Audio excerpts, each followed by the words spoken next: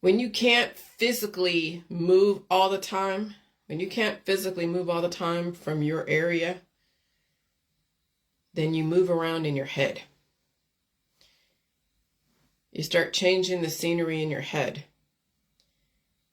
Because we have been conditioned to always condition our body for somebody else's pleasure, paradise, occupation, whatever.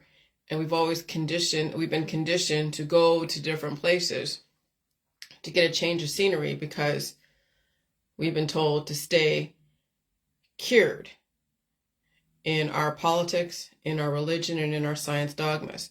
So when I was younger, it was always moving from place to place, group to group, and idea to idea, or job to job. And then when finally I exhausted my resources, literally exhausted my resources,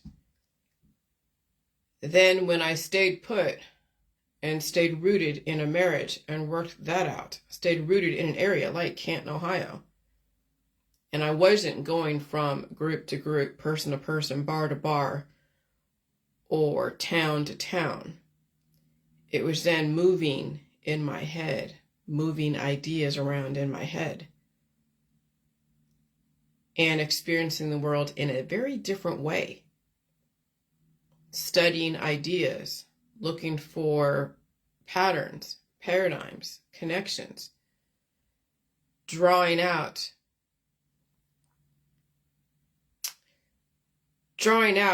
clarity that is so needed.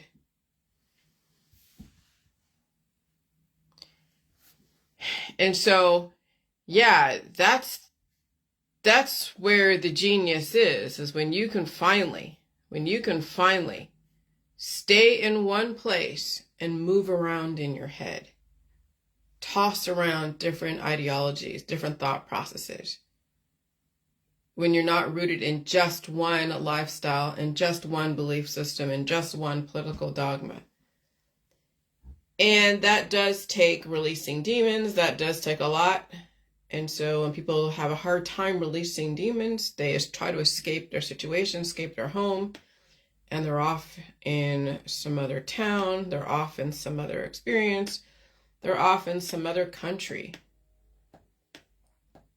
And it's such an interesting psychological operation. Because yes, I was raised in always going to fairs and going to different places, traveling. Never really, I did look at myself as a kid. I had to. I was kind of, when I was punished, I had to look at myself. But then later on down the road, I was given another gift of travel, a gift of embracing other lifestyles and belief systems, and just experiencing the world. So it's interesting the kind of experience, the gifts that my mother gave me. It's really interesting what she gave me now that I look back on it 50 years later. And I would say I'm really thankful. I really am. It's taken me 50 years to figure it out, but I guess that's part of the whole growing up process. Which is why I got away from the truther community. I got away from the anti-V world, got away from the chemtrails world, got away from the anti-government world, got away from all the collaboration with people, places, and things. Started then egalitarianly observe and even criticize the general population. And I didn't care if it was in their politics, their religion, or their science dogmas. I was going to criticize everything. And I have been. I do not discriminate. Oh, but criticizing is so negative. Well, yeah, remember, it's not all about being toxically positive. It's also observing things that in your gut, my gut, doesn't seem right, and I'm going to observe it and I'm going to put it out there, even if it's met with resistance and mocking and, the 3 stages of truth. First, it's ridiculed. Second, it's violently opposed. Third, it is accepted as self-evident. Schopenhauer. That's one of my favorite quotes. Because everything you've come to know and everything you have come to be used to can always be called into question. Always. which is why you always want to be fluid and evolutionary, because what you think is supposed to be may not be, especially when the world changes, when the environment changes. And so to pick up where I left off yesterday, when it's about, what is it, waking up people's immune systems, waking up, what actual waking up is, that I've had people resist with my information. Truthers that try to collaborate with me saying, oh, you're not woken up, Jillian. You still take the side of this and that over there in Gaza. I don't take sides anyway. Eventually, Gaza's going to be underwater. Okay? A lot of these countries that are in conflict with each other will be underwater, which is what they did a long time ago to the giants. If you're not over there and you're here in America, then protect yourself. Find a way to survive it. But yeah, waking up is actually immune system activation. That's what waking up is, and people are resisting immune system activation. So in my opinion, if you haven't embraced immune system activation, found a way to survive it without trying to put it to sleep again with another remedy or a cure or surgery, then what are you doing? Spinning your wheels. You're in the truther community in another religion. And so to pick up where I left off, I said estrogen seeks testosterone and vice versa. But once you turn on that faucet of estrogen or testosterone, it becomes a flood of destruction and turns into cancer, disease, chronic illness, autoimmune disorders, and children. Okay? And so that's why it's important to balance out those two hormones, so that way you don't become destructive and predatory as you hunt for your better half.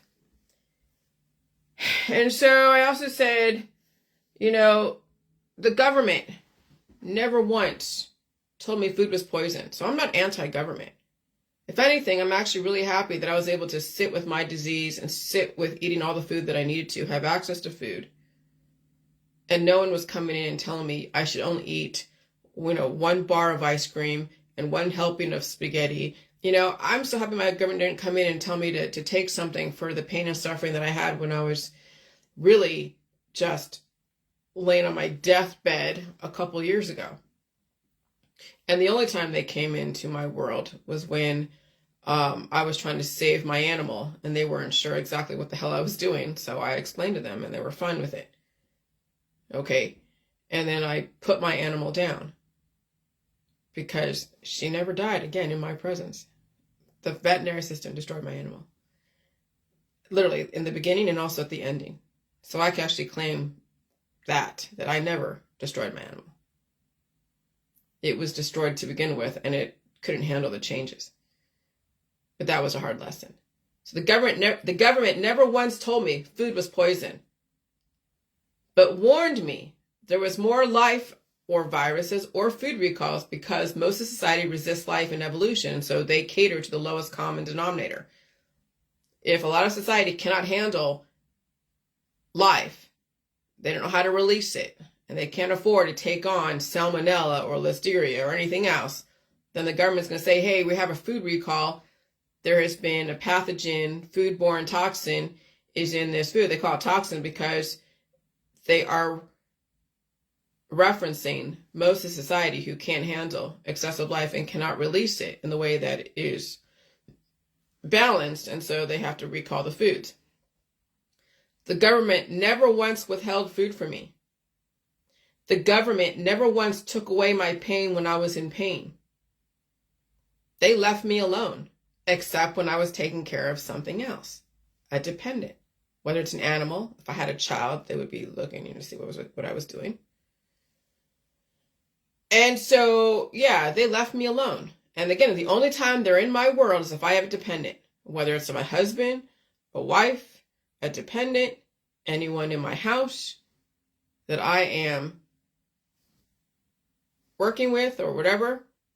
So when I'm on my own and I do my own thing, eat my food, deal with my own pain, I go outside the mailbox or drive to the grocery store or whatever, they pretty much leave me alone. They don't get into my business at all whatsoever. No, I do not fear my government. I fear my community. So intolerant to life and change. And yeah, I fear the truther community because of how radicalized they are. Well, I was part of it.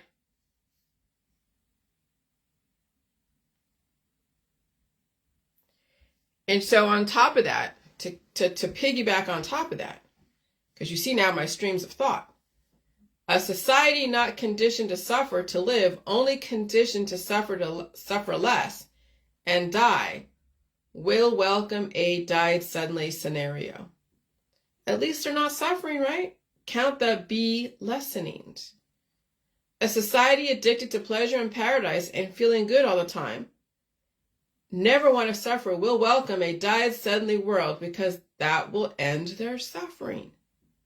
And you don't have to be involved. I mean, you help them out by recommending all the remedies and surgeries and stuff, but that was all FDA approved.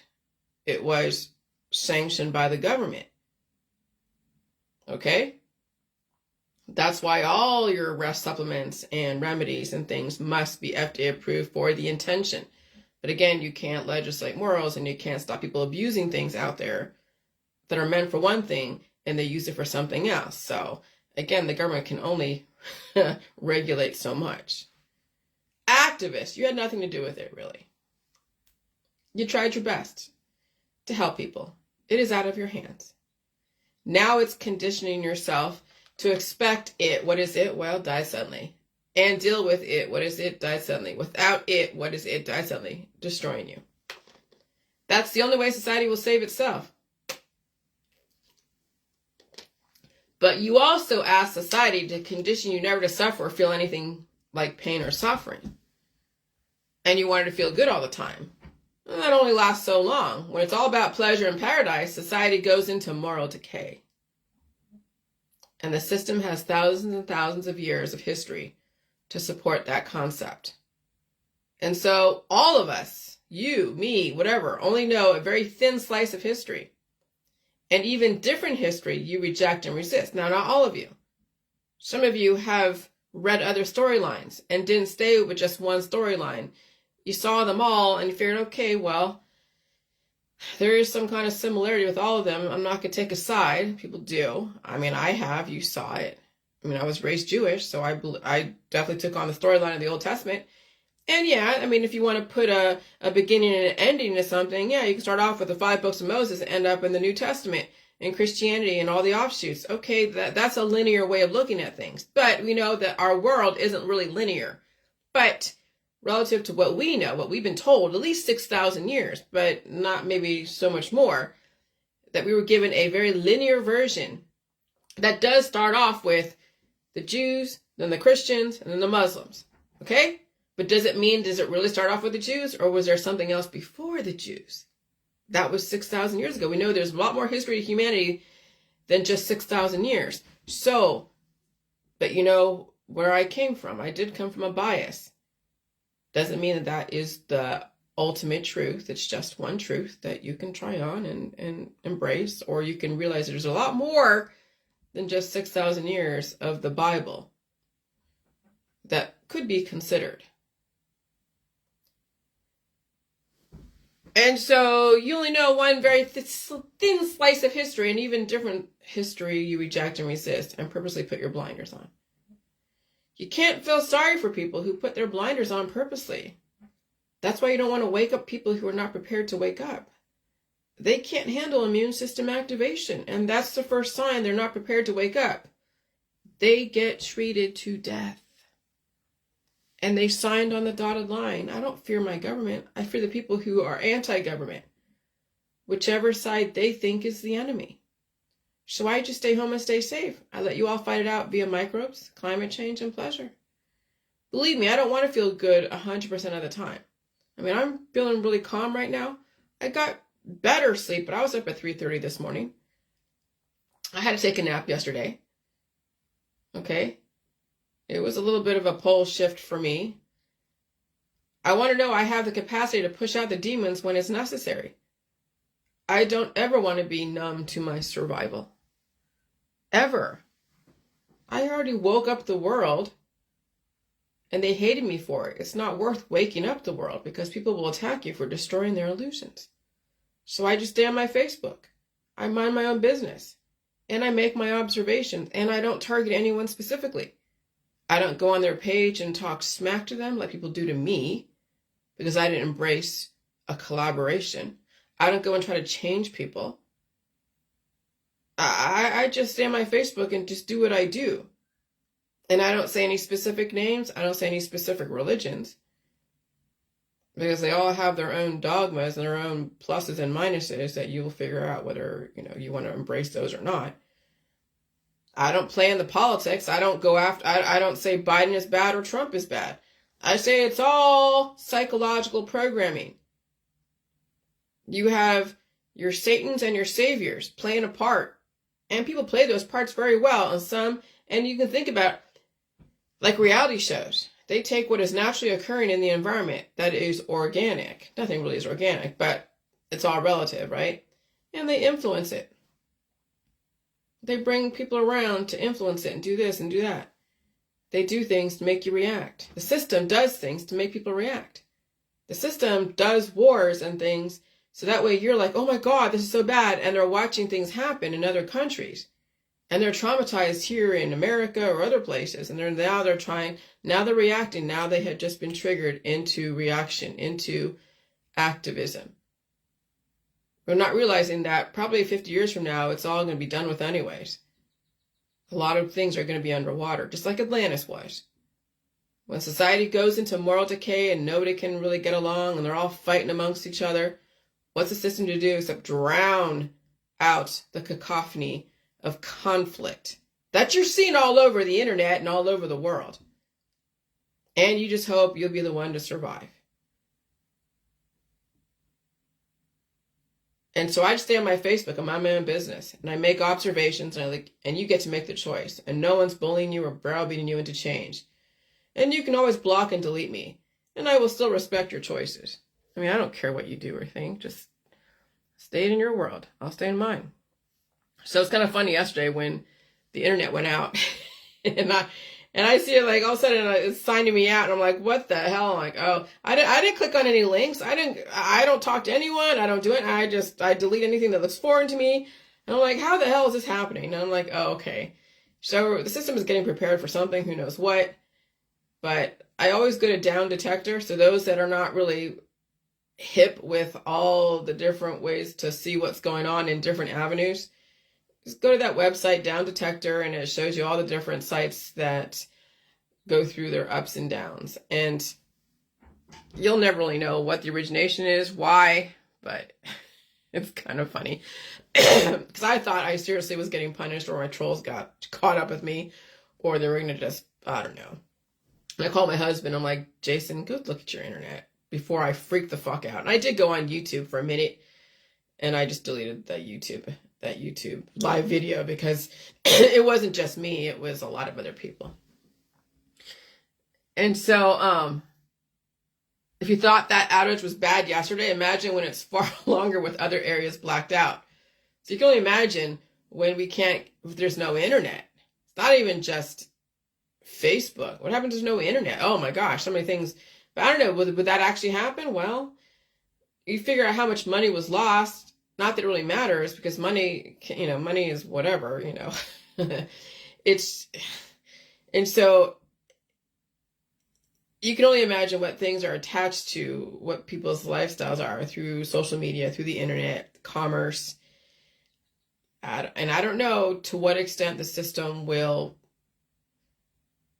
like, cold turkey, just stop something.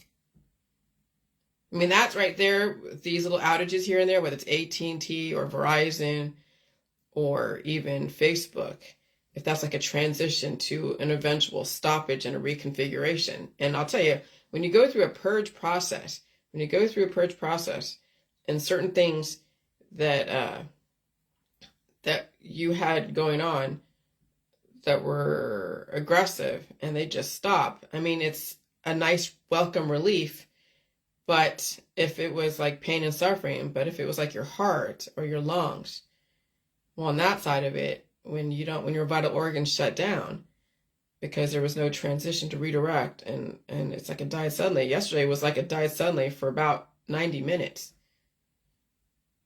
And people were getting conditioned to probably expect some outages in areas. And you're told that if there is like a power outage, And that would include, yes, internet going dark.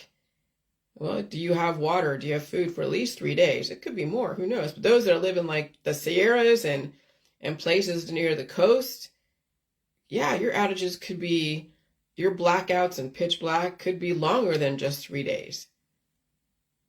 Okay? I don't live near the coast. I don't live up in the mountains.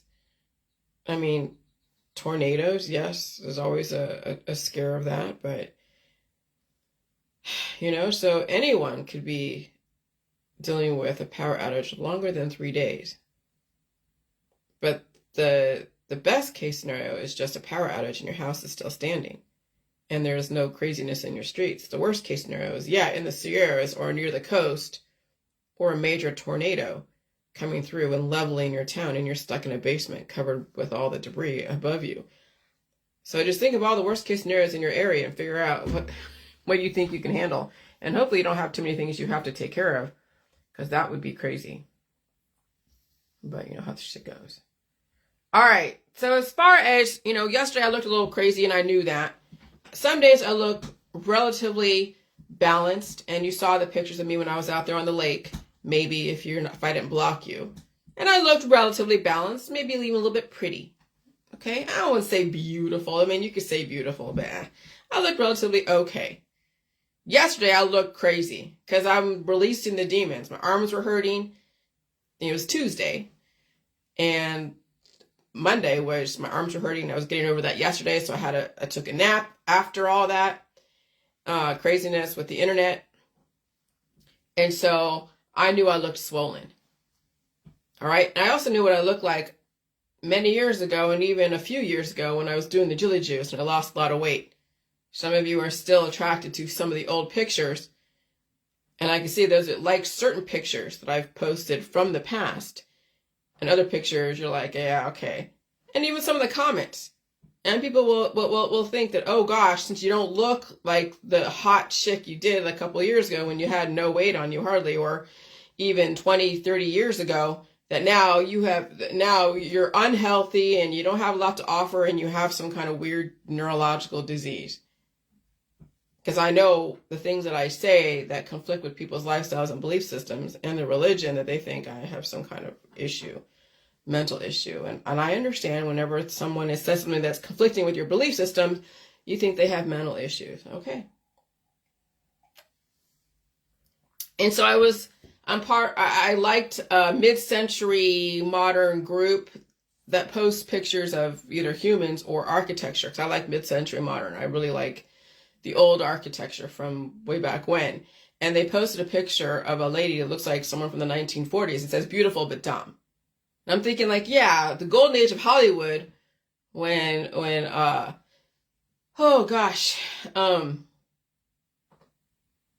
Hepburn and Ava Gardner and Clark Gable and all them, the beautiful, beautiful people of Hollywood, that you also know the other stories behind that, like Marilyn Monroe and the torture they all went through, mental illness, and some of the men taking advantage of situations, even more so. Kind of what's going on like with Epstein and Weinstein. Okay, what happened in Hollywood the last 20 years also happened back in the golden age of Hollywood. Okay, and so yeah, some of the women were beautiful and they were not very smart. Empty-headed models. And we have those nowadays too.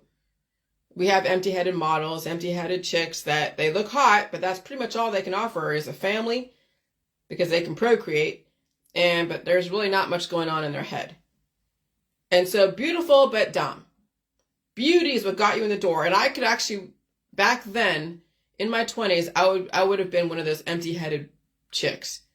That all he was good for was, a little roll in the hay here and there, and maybe have a job and go interview and go party and do the self-help stuff that I was doing with the landmark education. So I was trying to change the world through landmark education. And so beauty is what got you in the door. Brawn is what got you in the door. So yeah, your chiseled abs and your big biceps and your hot looking chiseled face. Yeah, all of that beauty and brawn and and yoga looking body got you in the door. But your brains must carry you through. The world does not need any more empty-headed models, but I guess we know what they'll be used for. Which is why the ugly, smart people will rule the world and the earth until the climate changes again. So, right, it's revenge of the nerds. Bill Gates, he's laughing all the way to the fucking bank, as well as he should, because he's received a lot of flack for a lot of things. But remember, fertility was worshipped before climate change. People loved having children. People knew they had to get certain therapies to manage their immune system. Okay? The cancer, disease, and chronic illness and all of that stuff wasn't so bad 50, 100 years ago, but as we have evolved into electricity and innovation, well, the monster does move within. And fertility isn't always as pretty as it's claiming to be. Not anymore.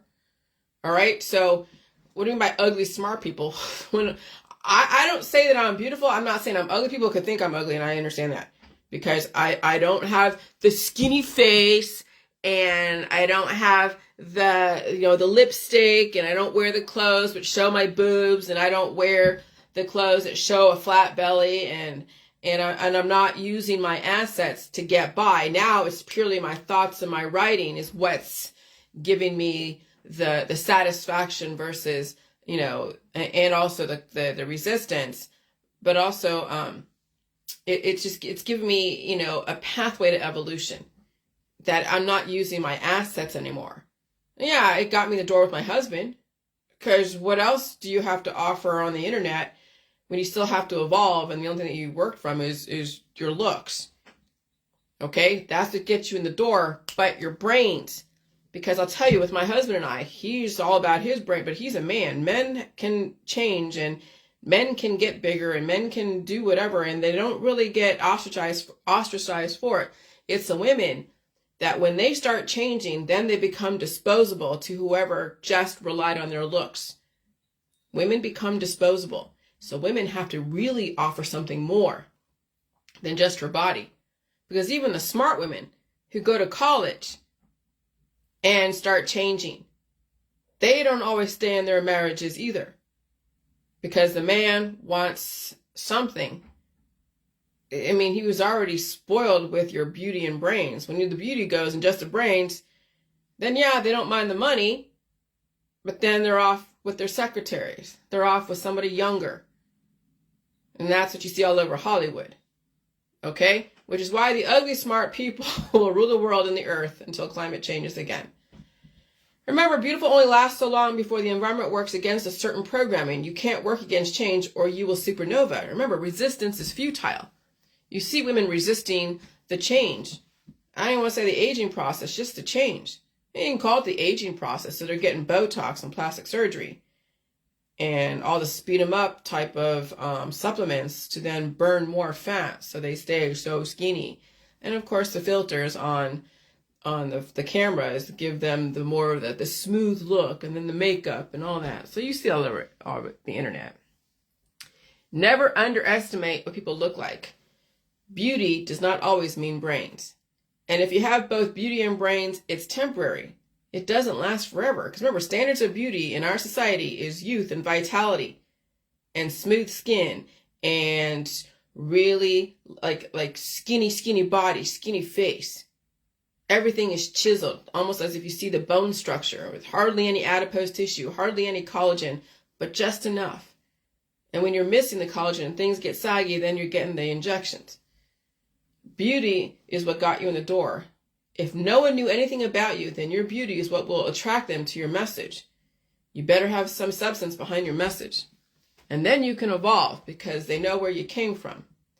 And if you surround yourself by people who respect beauty more than brains, you will never, ever be allowed to change. Because once a person starts using their brains and they start evolving, that's what people experience resistance the most. How do you know that your change is for the better? When you can read large paragraphs and understand them. When you can rattle off concepts and subject matters that used to be difficult for you. And you can actually start developing a different thought process around lifestyles that were socially acceptable. All right? And maybe it's time to develop another arm of the Hydra, another immortalized germline cell. So when you can start developing another thought process, when you can start questioning the status quo. But I mean, of course, we all were trained in different areas, which is why your progress is personal to you. Your brains last longer if you foster them and cultivate more connections. But if beauty is what's important to you, then you're a temporary person. And if you've been given brains for that moment in time, then you'll work those two together and then people get married. That's the ultimate time people get married, when their beauty and brains are aligned. So is their mate. Beauty and brains are aligned. They're off conquering the world together until someone starts changing. And they grow apart. Remember, every 7 years, people change. And people resist that through plastic surgery, through operations, even they get diagnosable conditions, and then all of a sudden, shit starts falling apart. The relationship starts falling apart. Because they couldn't stay cured. They had to evolve with each other. Okay? So enjoy the ride. Beauty is what gives people such a huge family and then annihilation, because it doesn't last forever. Remember, the more kids you have, the more the mother and the father are sacrificed for those children. Then you have to have something in your head to work with, and it's difficult to keep up both beauty and brains together simultaneously during climate change. Watch everyone around you. You will go through the ducky stage again until climate changes yet again. And I think it's fucking amazing. Sometimes I look like gorgeous. I like looking gorgeous sometimes. Like I did in that little video where I'm all narcissistic and doing the selfie shit, you know, as far as that video of my husband and I on the lake. And sometimes I love looking like a monster. I don't love it, but I mean, that's evolution. That's change. That's climate change right there. And people respond to it in many different ways. I do like the reactions, especially attached to different information than what people are used to. So I'll tell you, the things that I said the last couple of days around sexuality, I'm sure miffed a lot of people who rely on their sexuality and family and children to justify their existence. So when I'm questioning that maybe you should say no, maybe you should not have kids, maybe you should be on your own. And they're like, oh my God, now she's mentally ill. She's this, she's that. Blah, blah, blah. And so how do you wake up the world? One brain cell, SELL or CEL at a time. Okay? Because this information, that if you can embrace it and learn the concepts around evolution and change for the better, you'll develop new neural pathways. And people let you know they're listening. I think that's a tremendous compliment, even through the resistance. No matter who you resist, you're always listening to them. The information does penetrate. That's a huge compliment, even to the government, those who are anti-government. When you completely block people, the information does not even penetrate. Okay? You want a beautiful world, you must earn it. Because you must have some kind of brains to work with the beauty. And that does take cultivation. Fostering and respecting academics and outside-the-box thinking. Okay? So it's not just following the party line and staying stuck in a dogma that can't evolve or change. It's, respect where the information came from and understand and discern a concept and a term versus a perception and how you characterize concepts and terms. The adjectives, good, bad, healthy, unhealthy. It's the adjectives that develop the politics, the religion, the science, dogmas. But if you can reduce everything down to its most common denominator, down to its definition, then you have the chance to develop another immortalized germline cell that can lead humans in a different direction than where they're going. That's outside the box thinking.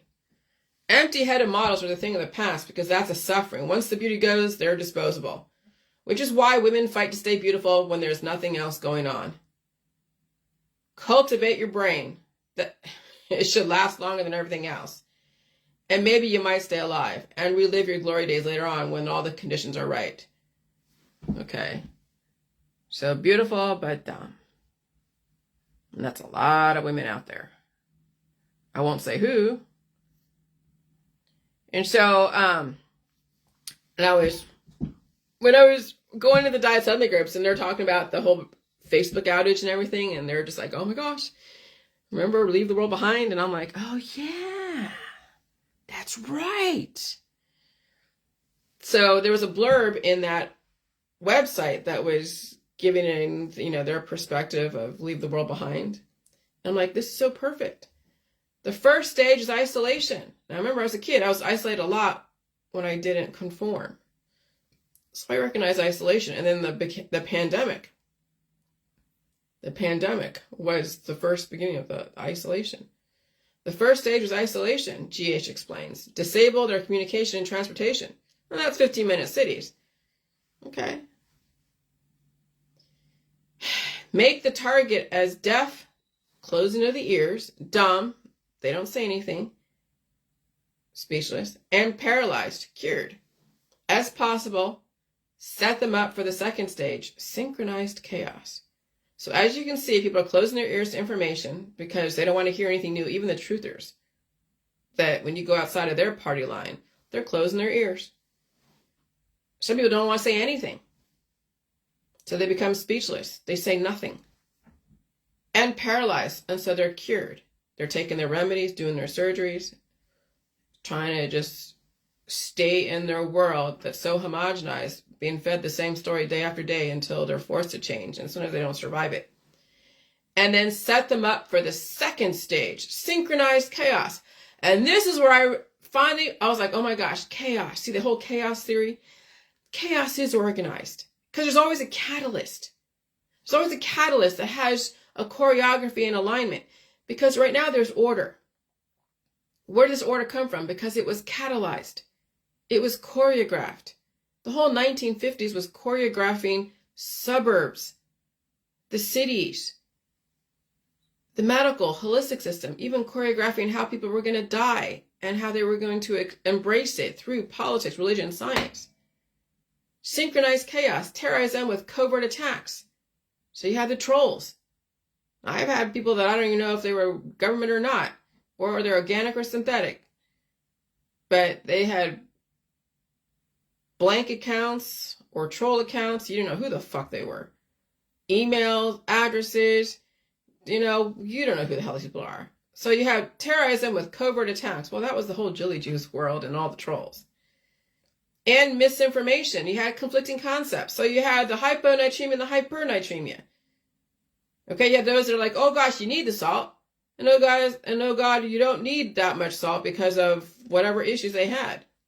And so you had conflicting concepts that would conflict with people's biases. They call that misinformation because it would conflict with your bias. When they say that that's misinformation, disinformation, it's all relative to the perspective one is coming from. Overwhelming their defense capabilities. Well, I look at it from the biophysical world and the health and wellness world with all the remedies, all the surgeries, all the oncology.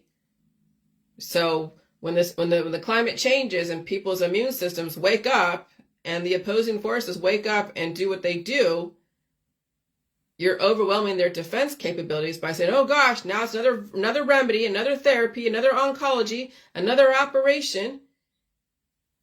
And then leaving their weapon systems vulnerable to extremists in their own military. Then you have the whistleblowers, the Julian Assanges, the other guy, I forget his name, the one that dressed up as women. He's in the military.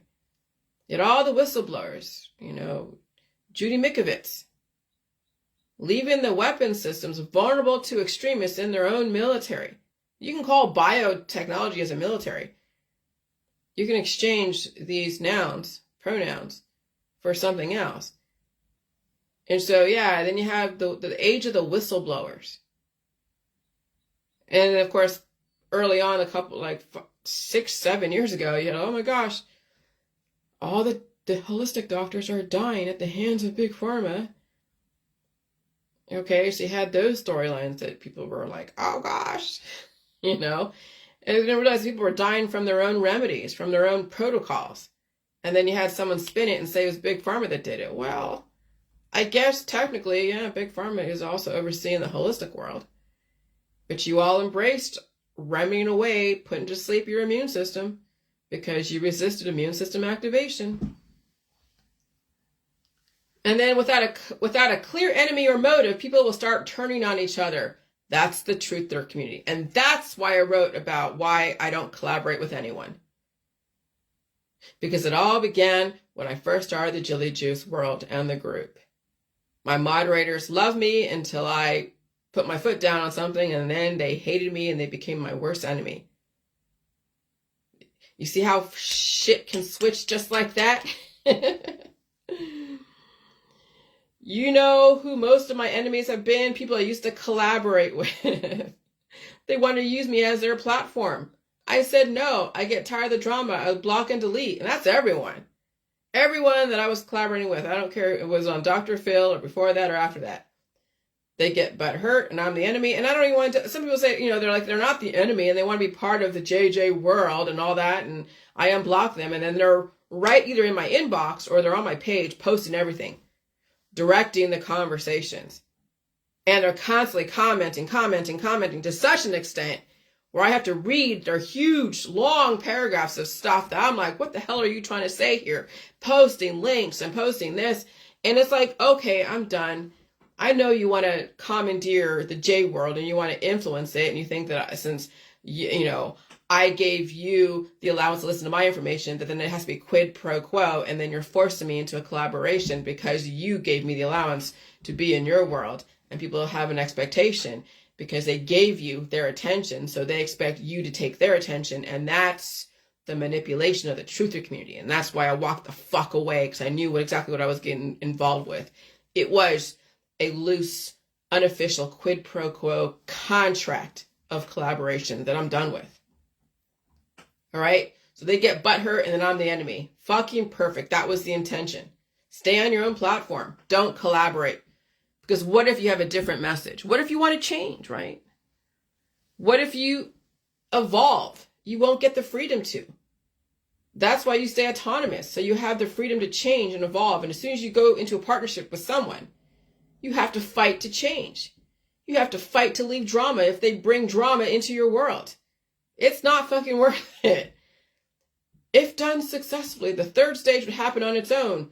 Coup d'etat or a civil war. And we've been in civil war ever since, ever since the 1950s. Okay? It was civil and there was a war as man and woman and the whole thing with having a bunch of children and then all the alcohol and drugs and all the experiments. And you had the 1960s, another civil war, and you have the Vietnam conflict and all that. Okay.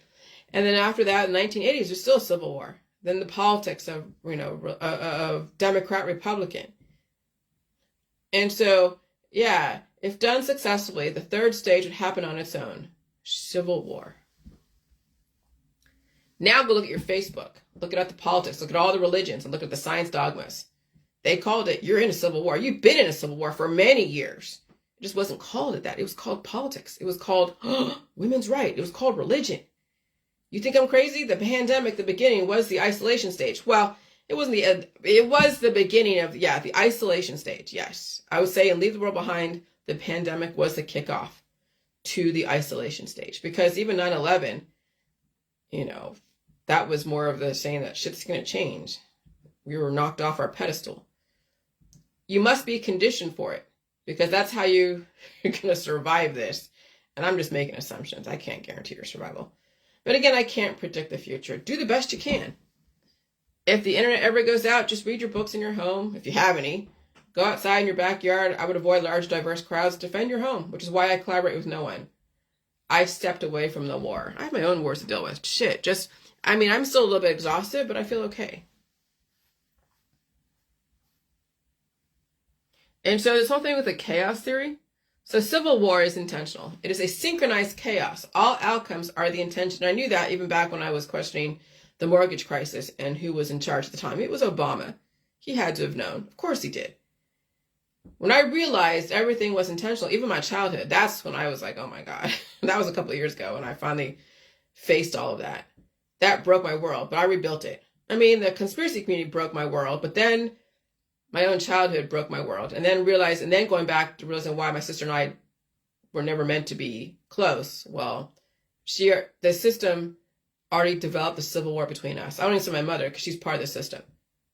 Okay? The system wanted us not to get along at all. They already developed a civil war between us. And it still will be, even today, because I have my own different way of looking at things. My sister has a different way of looking at things. It's fine. I still respect her. I'm sure she still respects me.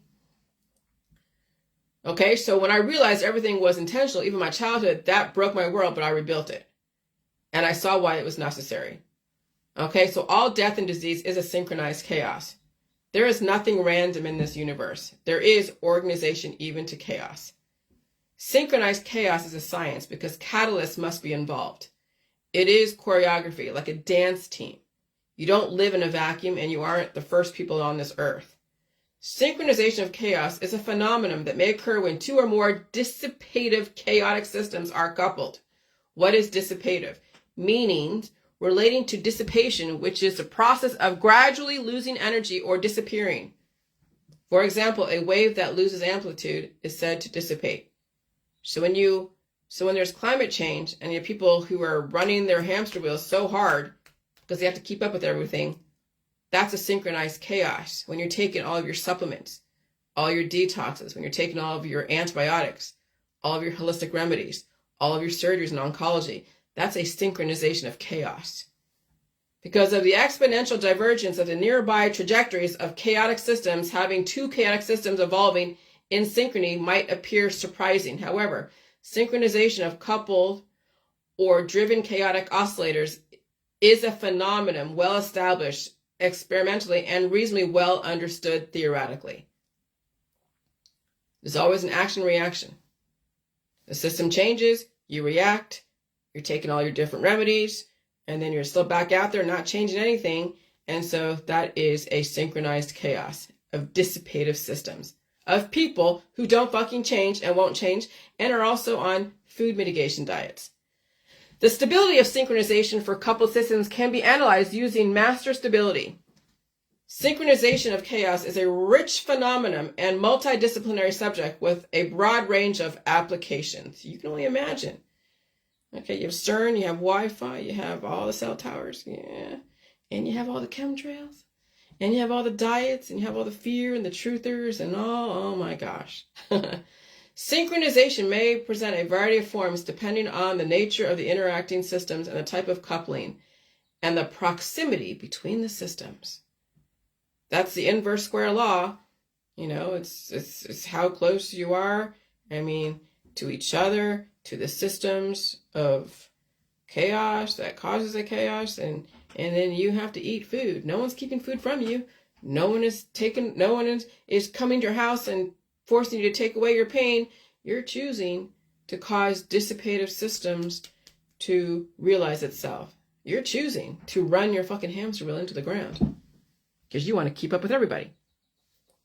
Chaos theory is an interdisciplinary area of scientific study and branch of mathematics focused on underlying patterns and deterministic laws of dynamic systems that are highly sensitive to initial conditions and were once thought to have completely random states of disorder and irregularities.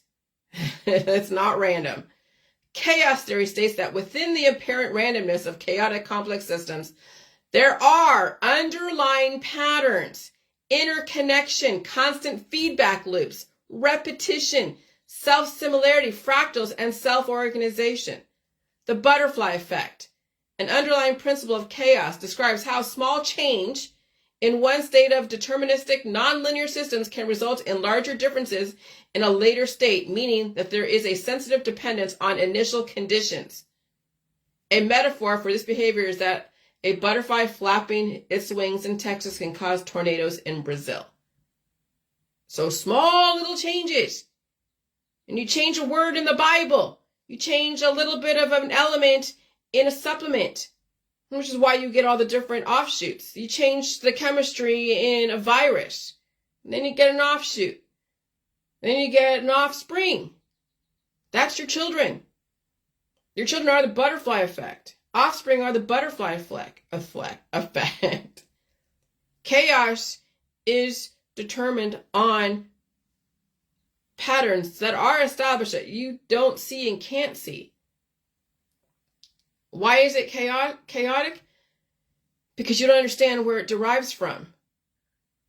You don't know how to balance out both of the worlds. See, cancer is chaotic to people who don't understand where it comes from. Okay? Why is it chaotic? Because you're feeling stuff. You don't know where the enemy is because it's within you.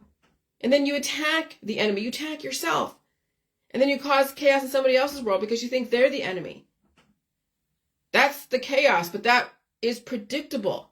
So maybe chaos to you, but the system who knows what's going on with people, they're watching you all run around with your head cut off, pointing at the enemy out there, the truther community, and they know that you have the opposing forces within or causing all of your politics, religion, and science, pointing the finger, looking for a Satan and a savior. And so to you, it might be chaos, your environment, with all the things that are going to be happening that you know is going to happen, potentially even by April 8th and after. It will be a synchronized chaos, which means that you know the system is organized as synchronized chaos, which means that you're going to find a way to survive it and stay out of harm's way because it is a synchronized chaos, especially in the West. In third world countries like Haiti, oh, it's synchronous chaos, but there are forces that will cut you down if you look a certain way or act a certain way. Here in America, in the West, not so much. You'll be the one to put yourself in a position to be cut down. You'll be the one to put yourself in a position to have a dissipative synchronistic chaos causing a losing of the energy or entropy. You're the one that's going to be to put yourself in all these different positions of where you will destroy yourself. Okay, that's how the West is different from third world countries like Haiti, when they have those who are stronger that are going to just destroy someone if they don't fall in line. You don't want to live in Haiti. You don't want to live in a third world country. You want to live in the West where you get the choice. But it's not going to be easy making the choice to live. It's easier to pass away. And so the Tavistock Institute, top secret brainwashing think tank. Now, they put their left-wing stuff, but also it's right-wing as well. But I left it, I didn't even say right-wing, I just left it there because this is somebody's thought process.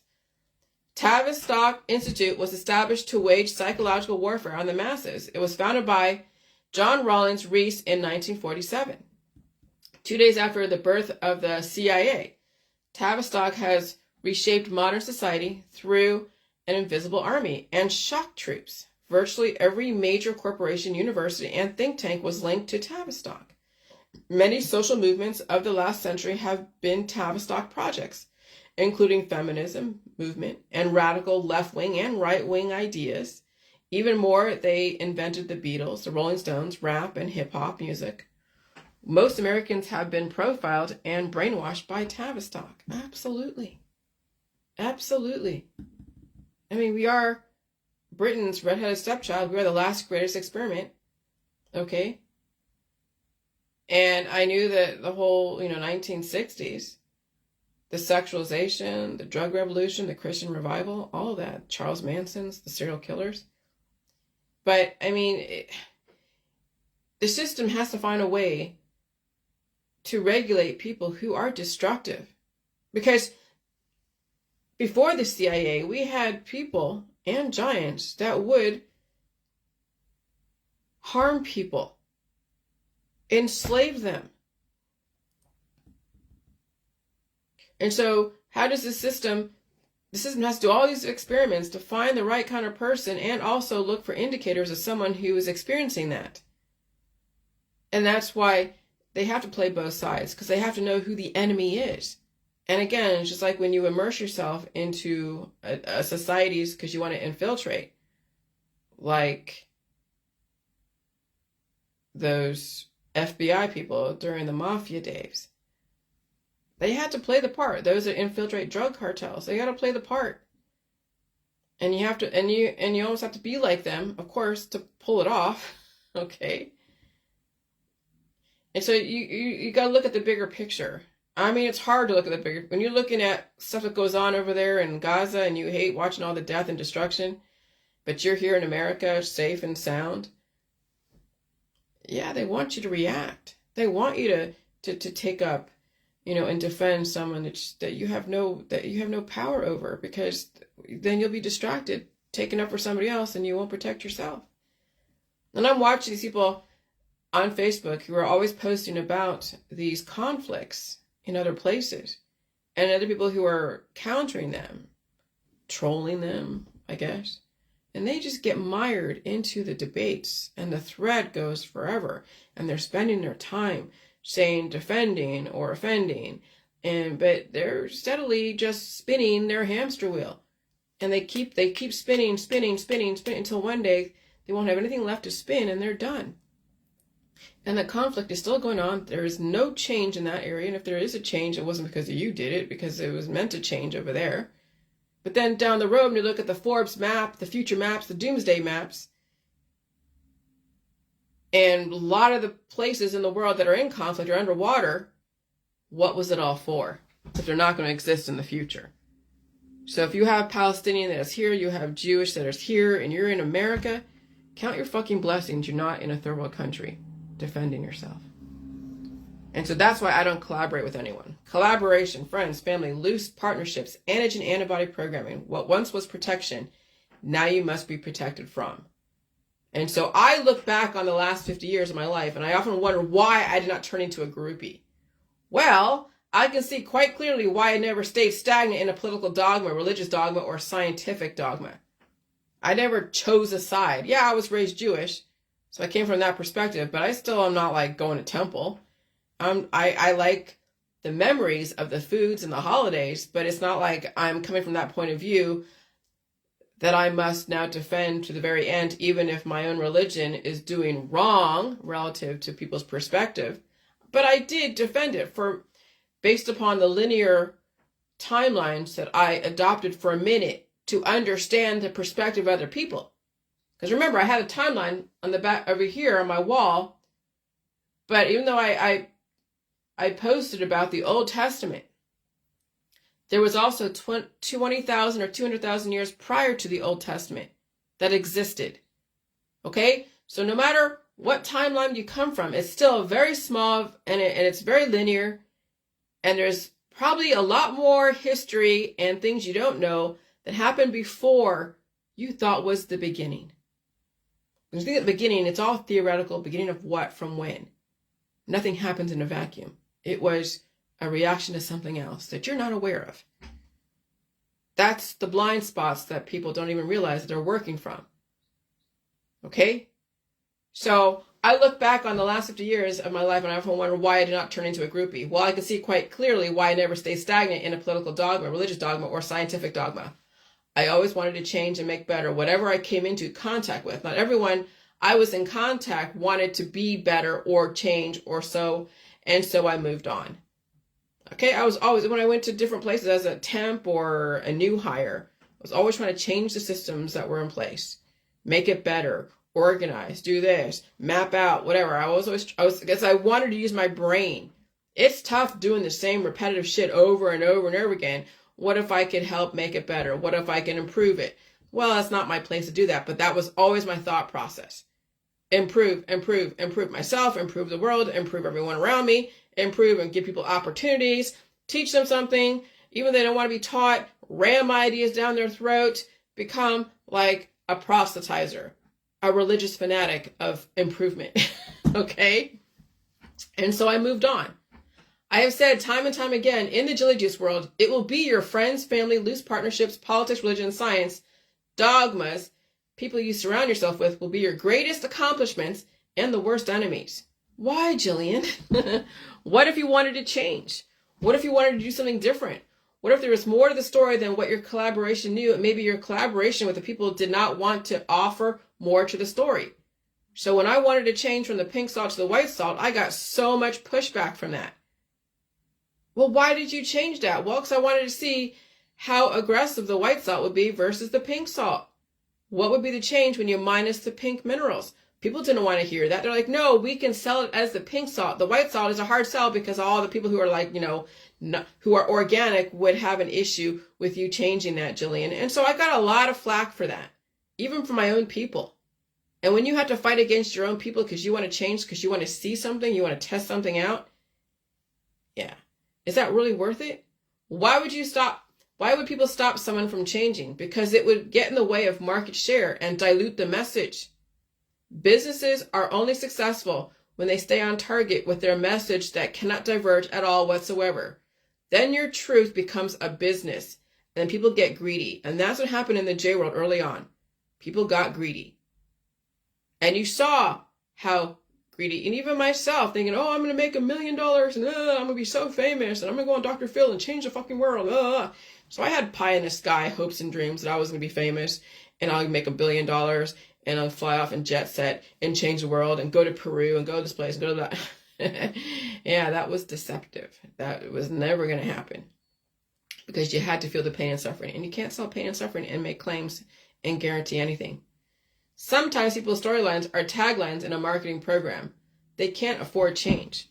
Additionally, what if everyone exhausted one another's resources and it was time to move on, cut your losses, and evolve? As you know, that happens as people fight when they break up or get a divorce. They use up all the resources from each other, and it's time to move on. And that's why you really question whether or not you should have children, because those children can take so much out of you, especially in this environment, that people are exhausted. Their resources have been exhausted from not only their children, but their friends and family and their environment and also their occupation. And something's got to give, but again, people are. So the truther community is like that. The truther community is like another religion that people love to collaborate in because they know stuff and can feel stuff, but also have exhausted all resources and are looking for new blood, new audience, and a different way to say things. I did collaborate with people early on in the Jilly Juice World, and then loosely thereafter until I reduced my reach down to just one account with less than 1,000 friends, a business group, which is the Jilly Juice page, a website, and a YouTube account. Why did you do that, Jillian? Because it is and was exhausting trying to meet the needs of the people desperate to collaborate and wake up the masses. Okay? I get emails from people like, oh, we should do a podcast together. Oh, let me interview you for whatever it is that people are representing at the time. I've got a recent request to interview for something, and I'm just like, no, why would I go on there and have you ride on my coattails? And who knows how? No, I don't even care how you want to position it. Because, yeah, even bad press is good press, right, Jillian? Yeah, but what's my intention? I'm not trying to make money off of people. No matter what kind of good press or bad press I get, it's exhausting. It seriously is exhausting. And then you leave yourself open for someone to twist around your shit and then and use that as against you. And it's like, you know what? No. I'm done with all that. I already made my point on Dr. Phil. And you can go to my website. You can go to my YouTube account. You can go to any of my accounts and look at where I'm at today to see if I've evolved from that thought process. And you make your own fucking choices. But no, I'm not going to be collaborating with strangers or truthers or someone representing a homogenized community within the health and wellness world or the disease world. And so it is and was exhausting dealing with people's drama, trauma, medical issues, and lack of evolution. It was and is exhausting trying to justify change and evolution. It was exhausting and it is exhausting thinking the more exposure I get, the more the masses will wake up and finally agree with me or my collaborators. Collaborating with anyone is a business. In personal relationships, and even in social media, truther community is fucking exhausting. Why? Because if you do not embrace the people so desperate to collaborate with you, and if you do not let them post all of their links all over your page, and if you do not let them unload on your community with their stories of whatever, then you are the enemy for drawing boundaries, blocking them, deleting their comments, and ousting them. And that's what happened way in the beginning of the J world and moderators. When I finally said, I'm done with you guys working against me. I want to let everybody in. You want to stop them. Well, I took them out of the group, and then they formed another group against me, and that's the rest is history. Now you have another hater who will then use you as a target because they can't find the enemy, so you become one. Truthers are always looking for an enemy to pin something on. They don't care what it is. That was the message in Leave the World Behind. They want you to look for someone to hate and love. They needed you to find someone to blame for whatever. That was the only way this depopulation would work. When you finally turn against each other, because you can't find the enemy. Because the enemy can switch. When people change, they become your enemy. That's how people can switch on you. That was built into your cured programming. That's why people can't handle change. And then hate anyone who changes. Then you have people declaring war on each other. That's the truth or truther community. Truth or lies, right? From my experience, the truther community was another psychological operations. That's part of Tavistock. The truthers, the anti-chemtrails, the anti-V, the anti-GMO, the fluoridate, all the Alex Jones stuff, it's part of Tavistock. It's part of Tavistock. From my experience, stand on your own. From my experience, you do what you do for yourself and no one else. The reason why is because you will never truly know how far you have reached, and it is never enough, and it will never be enough. Even the most successful influencers in the truther community just stay in one world, and they rarely diverge from their party line. Success is not evolution. Success is staying in one place with one idea and thought process. While success is seductive, alluring, and addictive, it is also exhausting and life-sucking and leads to nowhere. Okay, that's all relative. Because what is your barometer? A long friends list, tickets sold to events, attendees, all the different likes, comments, books sold, collaboration friends list, and podcast invites. If that is your goal, is to collect market share, then the truther community is just one big marketing scheme with a storyline. In my opinion, success is not collaborating with anyone or anything as fluid as the truther community. Truth shapeshifts, changes, and new information changes the perspectives. The most freedom I had was to release myself from the truther community and refuse to accept podcast invites of interviews, refuse to accept collaboration invites, and refuse to just stay in one area and be successful. When you're pigeonholed, you have no room to evolve. When you're addicted to your audience and the money around your truthing, you have no room to evolve, which is also why religion and politics and science was so important for the system. People rarely ever leave and evolve from their community. Your weakness became their power. And of course, many people are trapped. They painted themselves in a corner, which was exactly what the system wanted you to do. My worst haters are the people I left, evolved from, or drew boundaries from. If you see any new haters against me, it's probably because I rebuffed their advances of collaboration. I just get tired of the drama. I have my own drama in my head. I don't need to cultivate more. That should tell you something. What once was pleasurable, and fun, and protective, right? Because, people, they feel the safety in numbers. I have my people, right? Can also hate you and be the thorn in your side and become another person who they must resist against. Which is why I cultivate acquaintances. Friends and family groupies hate their members changing. No freedom. And they'll browbeat you back into place or ice you out, making you beg for their attention. That's probably the best time to walk away. They gave you your freedom. I want freedom to evolve, not stay in one place. So even though I'm staying in one place here in my house, my head is evolving all the time. I do not collaborate.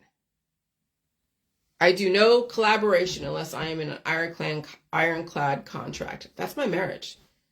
That's my only collaboration because it's for survival. I have a stake and an interest in his survival. He has a stake and interest in my survival. That's how we're able to kind of make things work, despite our differences and my evolution. Okay? And we have enough time apart and space to be ourselves. And I don't hold him back. He doesn't hold me back. I know he has a difficult time with the Jilly Juice World because it is very different from what his world is. But we still have enough respect to allow each other to spread our wings as much as we need to without compromising the relationship. Mothers trying to marry off your daughters at a young age, especially when you've been divorced and a single mother with health issues, do you really think that's the best road for your daughters? Which is why you be very careful who you marry. Because will you be allowed to change when it's necessary? Every 7 years, people change. And I'll tell you, it's a fight to change. You seriously have to be committed to the person when you want to change and they don't understand it. That's why you must have the gift of negotiating skills and diplomacy, because you'll need it to save your life. you'll need to understand how to fight against the very rigid systems in politics, religion, science, dogmas. Living in this world and surviving it will take everything you have to survive it, because it's the people you surround yourself with that you'll have to deal with the most. And the crowd is formidable. Okay? Because you can only imagine when people depend upon you every day, because you need someone to unload your feelings on, or you need someone to respond to your Facebook shit, and you're always tagging them and shit. Oh God. And then you say, hey, well, I just can't deal with this anymore. I need to go and do this thing. They will be so broken. They will feel like their world has ended. And that's when you're not in an ironclad contract with somebody, and you've made yourself that available to somebody else to be basically their punching bag and a vessel for all of their hopes and dreams and issues. How do you get out of that how do you diplomatically get out of that situation? You're trapped. And so then it becomes, what do you call it? Codependent. And that's in best friends. That's in these single mothers that hang out together. That's in a lot of things. A lot of codependency. Unwritten rules. And then if you want to get out of that, there's no way to get out of it. But why would you want to get out of it? At some point, maybe some people want to change, but they can't. Because they don't know how to get out of the situation they're in at this point, at that time. I don't know. People will figure it out. All right, that's all I'm going to say. Good luck. Bye.